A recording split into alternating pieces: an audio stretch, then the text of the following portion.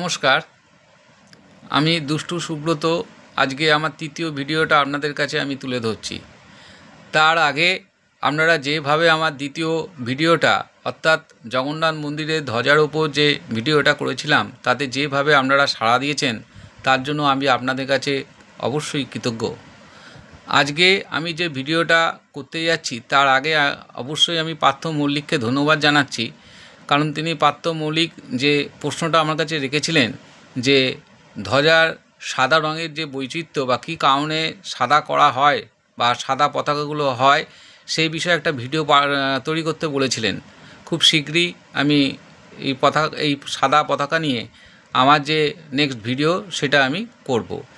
আজকে যে ভিডিওটা আমি আপনাদের সামনে তুলে ধরতে চাইছি সেটা হচ্ছে এই পুরীর মন্দিরের অজানা রহস্য, অর্থাৎ এই পুরীর মন্দির কে কবে কত সালে প্রতিষ্ঠা করেছিলেন, এই পুরীর জগন্নাথ মূর্তি কে প্রথম স্থাপন করেছিলেন, জগন্নাথের চোখগুলি কেন বড় বড় বা জগন্নাথের হাত পা নেই কেন, এই সম্বন্ধে অনেক অজানা তথ্য আমি আপনাদের সামনে তুলে ধরছি। আসুন শুরু করা যাক।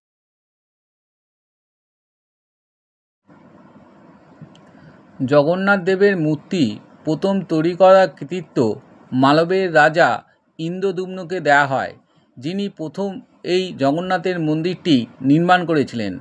এবং এটি কতদিন আগে তৈরি হয়েছিল সেটা নিশ্চিতভাবে বলা না গেলেও এটা বলা যায় যে সম্ভবত খ্রিস্টীয় দ্বাদশ শতকে এই মন্দিরটি নির্মিত হয়েছিল। জগন্নাথ দেবের ইতিহাস একটি রহস্যময় এবং আদিবাসী দেবতা থেকে হিন্দু দেবতায় রূপান্তরের কাহিনীর সাথে জড়িত। পূর্বে নীলা মাধব নামে পরিচিত এই দেবতা মূলত উড়িষ্যার আদিবাসী শবরদের উপাস্য ছিলেন, যারা জগন্নাথ নামে এক দেবতাকে পুজো করতেন, যা থেকে জগন্নাথ শব্দটি এসছে। রাজা ইন্দ্রদ্যুম্নের স্বপ্নে তার নির্দেশেই এই দেবতার পূজা শুরু হয়, যিনি পরে বলভদ্র এবং সুভদ্রার সঙ্গে তৈরূপে পূজিত হতে থাকেন।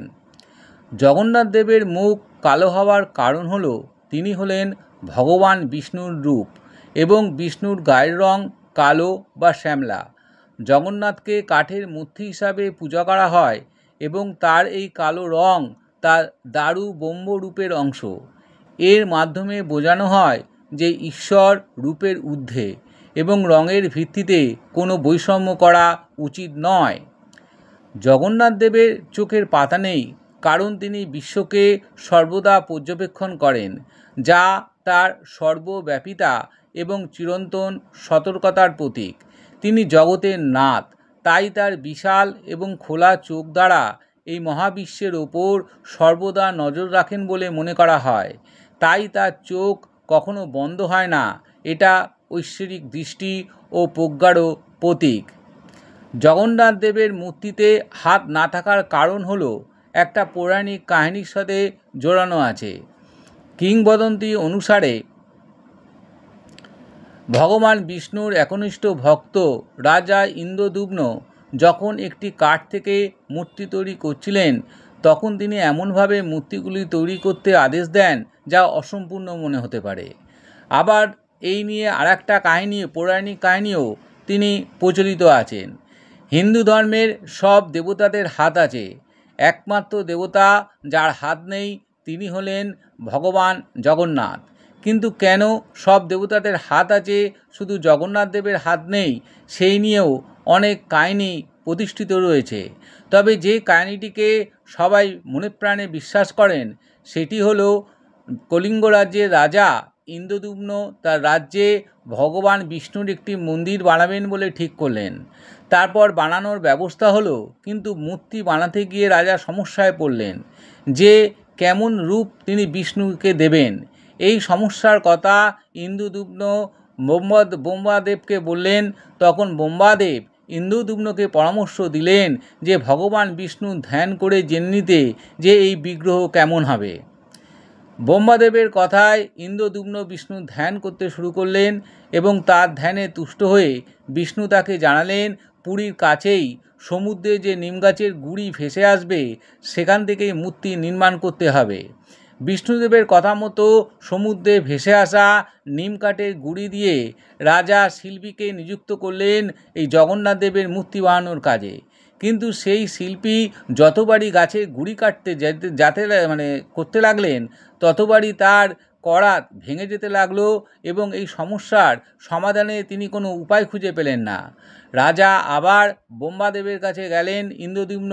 ব্রহ্মাদেব তখন আবার তিনি বললেন যে বিষ্ণুর ধ্যানে বসতে, এবং বিষ্ণুর কথা মতো তখন বিশ্বকর্মা শিল্পী ছদ্মবেশে রাজার সামনে গেলেন এবং রাজাকে বললেন তিনি এই জগন্নাথের মূর্তি প্রতিষ্ঠাতে সাহায্য করবেন, এবং তিনি একটি শর্ত দিলেন যে তিনি বলা না মাত্র বা তিনি অনুমতি না দিলে কেউ যেন সেই ঘরে, যে ঘরে তিনি মূর্তি প্রতিষ্ঠা করছেন, সেখানে যেন প্রবেশ করতে না পারে।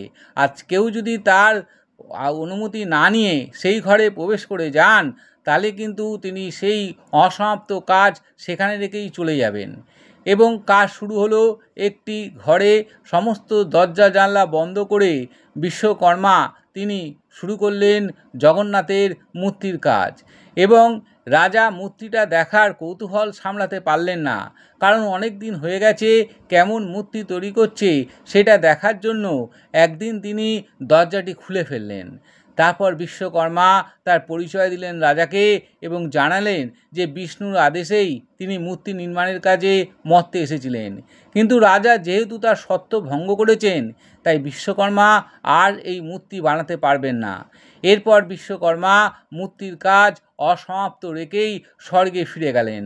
রাজা নিজের অন্যায়ের জন্য অনুতপ্ত হলো। তখনই ভগবান বিষ্ণু রাজাকে দেখা দেন এবং জানান এই সমস্ত মূর্তিকেই, ওই অসমাপ্ত মূর্তিকেই মন্দিরে স্থাপন এবং প্রাণ প্রতিষ্ঠা করতে, এই জন্যই জগন্নাথ দেবের হাত নেই। এইভাবে আমরা দেখতে পারি যে জগন্নাথ দেব তার লীলাক্ষেত্র পুরীতে তো বটেই, সারা ভারতবর্ষে, সারা পৃথিবীতে বিস্তার করে রেখেছেন। তার সাথে সুভদ্রা এবং বলরামেরও একসাথে পূজিত হয়। আপনারা শুনলেন জগন্নাথ দেবের এই অনেক অজানা রহস্য। এই ভিডিওটা যদি আপনারা ভালো লাগে আপনাদের, তাহলে অবশ্যই আপনারা শেয়ার করবেন, কমেন্ট করবেন এবং সাবস্ক্রাইব করতে কিন্তু একেবারেই ভুলবেন না। আবার খুব শীঘ্রই আমার পরের ভিডিও নিয়ে আমি আপনাদের কাছে আসছি।